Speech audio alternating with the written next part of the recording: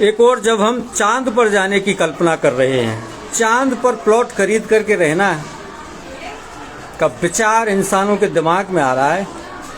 21वीं शताब्दी का 22वां साल चल रहा है। क्या हमको ऐसे ही दिन देखने पड़ेंगे? भीलवाड़ा में एक प्रकरण सामने आया है। गरीबी के चलते माता पिता अपनी बेटियों को बेचने को मजबूर हैं, नीलाम कर रहे हैं। इस विषय पर एक निजी विद्यालय की अध्यापिका झरना गुप्ता सीधे आपके साथ लाइव जुड़ी हुई है। इनसे पूछते हैं कि बेटियां इंसान हैं या वस्तु, बताए झरना। बेटियां इंसान है, वस्तुओं को बेचा जाता है, इंसान को नहीं बेचा जाता। एक प्रकरण सामने आता है, द्रौपदी को एक राजा को दान में दिया जा रहा था। द्रौपदी ने खड़ा होकर के कहा युधिष्ठिर से, मैं इंसान हूं, वस्तु नहीं हूं, आप मुझे दान में नहीं दे सकते। वो एक जमाना था जब द्रौपदी खड़ा होकर के बोल सकती है। तो आज हालात क्या है? आज की बेटियों में भी इतनी हिम्मत होती है कि वो ये चीजें कह सकती है, हमें इंसान है, कोई वस्तु नहीं जिन्हें हमें बाजार में बेचा जा सके। एक और बात है, अब आगे थोड़ी सी चर्चा को आगे, इसके लिए जिम्मेदार कौन है? माता पिता जिम्मेदार हैं, उनकी गरीबी जिम्मेदार है, या वो सरकार जिम्मेदार है, वो नेता जिम्मेदार है जिनके लिए हम वोट देते हैं और वो आलीशान महलों में बंगलों में रहते हैं, जनता के लिए कुछ नहीं करते। आज़ादी के 75 साल बाद भी देश के ऐसे हालात क्यों हैं? माता पिता जिम्मेदार नहीं होती, इसके लिए सरकार जिम्मेदारी होती है, जो बेटियों को ना देख रेख करती है ना कुछ समझती है। तभी तो आज के ज़माने में बेटियों को बेचा जा रहा है, उनकी कोई कदर नहीं की जा रही है। अगर सरकार ने उनको पढ़ने के अवसर उपलब्ध कराए होते, उनके माता पिता को रोजगार देने के अवसर उपलब्ध कराए होते, तो शायद ऐसे हालात नहीं देखने को मिलते। तुम्हारा व्यक्तिगत रूप से क्या मानना है?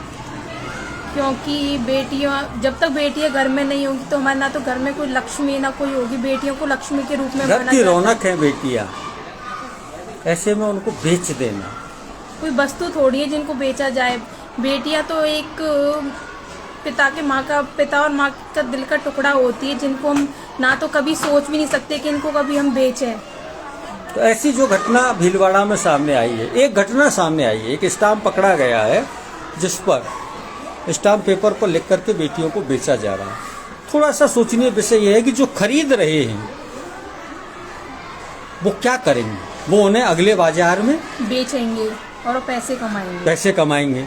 फिर हो सकता है कि उन बेटियों को किसी ऐसी जगह पर ले जाकर के छोड़ दिया जाए। छोड़ने का मतलब ऐसे किसी वेश्यावृत्ति के अड्डे पर ले जाकर के बेच दिया गया तो उनकी तो जिंदगी खराब हो जाएगी और उनके साथ तो किसी भी प्रकार का दुष्कर्म भी किया जा सकता है। तो सरकार को क्या कदम उठाने चाहिए? बेटियों की देखभाल करनी चाहिए, जिससे ये वस्तुएं ना बने बेटियां। सबसे पहली देखभाल की चीज क्या आती है? शिक्षा। अनिवार्य रूप से पढ़ाना चाहिए, उनकी शिक्षा की व्यवस्था होनी चाहिए। गरीबी ना हो इसके लिए माता पिता को रोजगार की व्यवस्था होनी चाहिए। ये दोनों ही जिम्मेदारी किसकी है? सरकार की।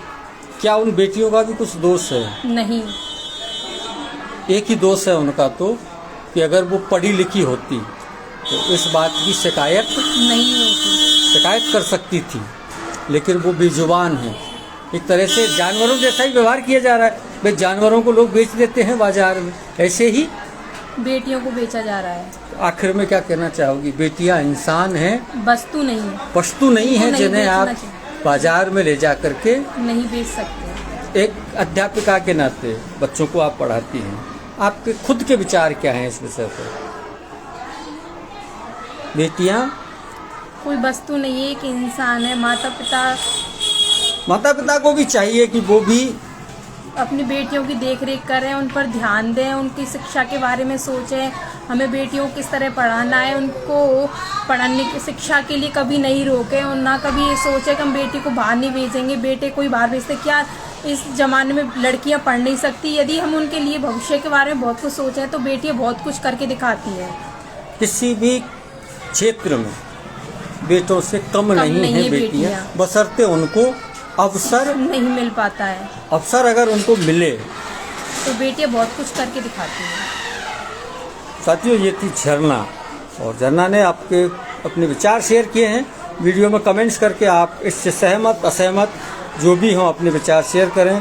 समय निकालने के लिए, क्योंकि कीमती समय है, आपको क्लास में जाना है, बहुत बहुत धन्यवाद।